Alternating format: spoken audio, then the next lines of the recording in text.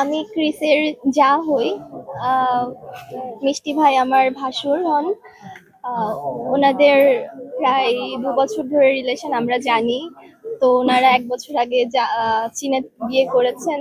এখন বাংলাদেশে অনেক দিন ধরে স্বপ্ন ছিল বিয়ে করবে এত সুন্দর মানে পরিবেশে, যেটা মানে প্রত্যেকটা মানুষের প্রত্যেকটা ছেলে মেয়ের ড্রিম ওয়েডিং একটা যেটা হচ্ছে।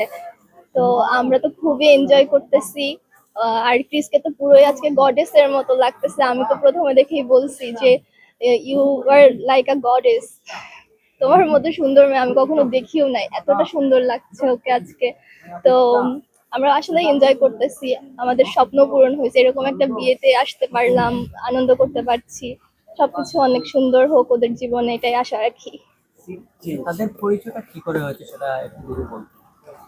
আহ, আমি অতটা ডিটেলসে জানি না, তবে ইতোমধ্যে আমরা জানতে পারছি যেটা, যে ওনাদের এক কমন ফ্রেন্ডের মাধ্যমে ওনারা পরিচিত হন এবং সেখানেই ওনার বিভিন্ন ডিনার পার্টিতে অ্যাটেন্ড করেন এবং তাদের সেখান থেকে পরিচয় হয় এবং ভালোবাসার সম্পর্ক সৃষ্টি হয়। চায়না থেকে তার বাবা, কাকা এবং মা এসেছেন। আহ, হ্যাঁ, এই আর কি। একমাত্রই তো মেয়ে উনি না? হ্যাঁ। ক্রিস ওনাদের একমাত্র মেয়ে।